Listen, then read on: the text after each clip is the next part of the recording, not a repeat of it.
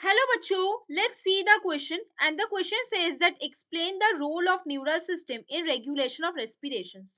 तो आ जाओ बच्चों, थोड़े से की कॉन्सेप्ट के ऊपर बात कर लेते हैं, चीजों को अच्छे से समझ लेते हैं तो हम क्वेश्चंस को बहुत इजीली सॉल्व कर सकते हैं। देखो बच्चों, पहला पॉइंट हम क्या लिख सकते हैं, हमारे लिए सेंट्रल नर्वस सिस्टम बहुत ज्यादा इंपॉर्टेंट है। सेंट्रल हम लिखेंगे central nervous system is very important for our respiration, is very important for our respiration, for respiration. अब देखो बच्चों, नेक्स्ट पॉइंट पे हम क्या लिखने वाले हैं, हमारे पास जो रेस्पिरेटरी रिदम सेंटर होता है, रेस्पिरेटरी रिदम सेंटर कहाँ पे प्रेजेंट होता है, मेडुला पे। Respiratory rhythm centre, rhythm centre is present in the medulla.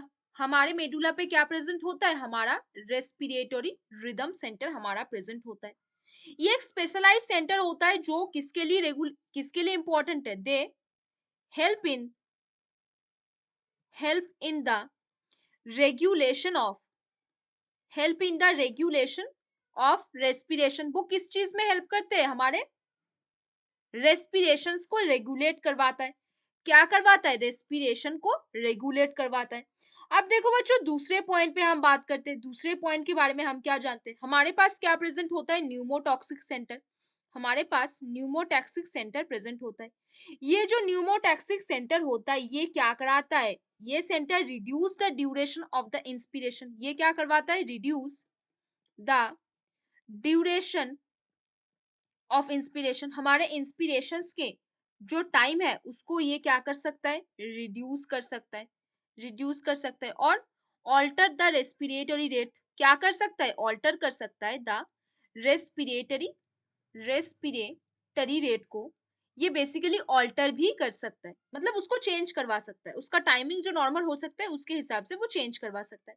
हमारे पास क्या होता है, केमो सेंसिटिव सेंटर प्रेजेंट होता है। केमो सेंसिटिव एरिया होता है जो कहाँ पे प्रेजेंट होता है, एडजेसेंट टू, हमारे कहाँ पे प्रेजेंट होता है, adjacent to rhythm centre. Rhythm centre के पास ही प्रेजेंट होएगा।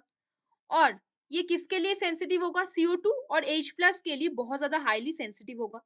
किसके लिए, highly sensitive for highly sensitive for CO2 and H+। CO2 and H+ ion के लिए बहुत ज्यादा हाईली सेंसिटिव होगा ये पार्ट। अब देखो बच्चों, और क्या हम जान सकते हैं, एक और चीज भी हमारे पास प्रेजेंट होता है।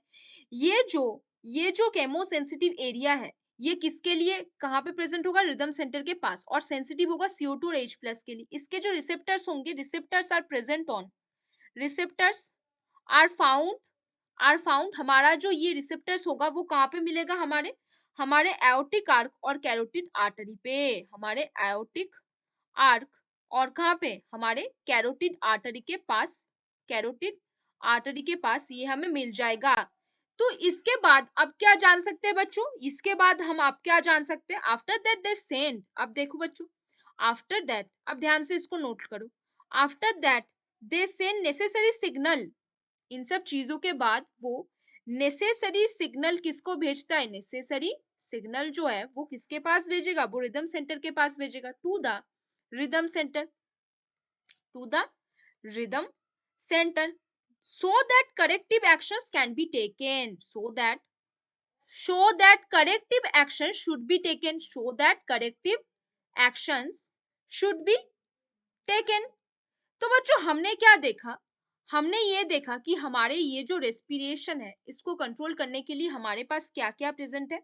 हमारे पास प्रेजेंट है रेस्पिरेटरी रिदम सेंटर जो मेडुला में प्रेजेंट होता है और वो रेस्पिरेशन को रेगुलेट करवाता है। हमारे पास न्यूमोटॉक्सिक सेंटर होता है जो ड्यूरेशन ऑफ इंस्पिरेशन को रिड्यूस कर सकता है, जो ऑल्टर कर सकता है हमारे रेस्पिरेशन रेट को। हमारे पास केमो सेंसिटिव एरिया है और उसका जो रिसेप्टर होता है वो एओर्टिक आर्क और कैरोटिड आर्टरी के पास प्रेजेंट है और वो हाईली सेंसिटिव होता है CO2 और H+ आयन के लिए।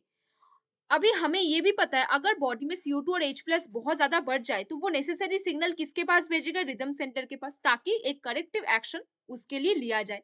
तो बच्चों हमने यहाँ पे न्यूरल सिस्टम का क्या महत्व है, रेगुलेशन ऑफ रेस्पिरेशन पे उसको अच्छे से बात की, उसको हमने एक्सप्लेन करके हर एक रोल को देखा। तो बच्चों hope you understand the question very well. Best of luck बच्चों।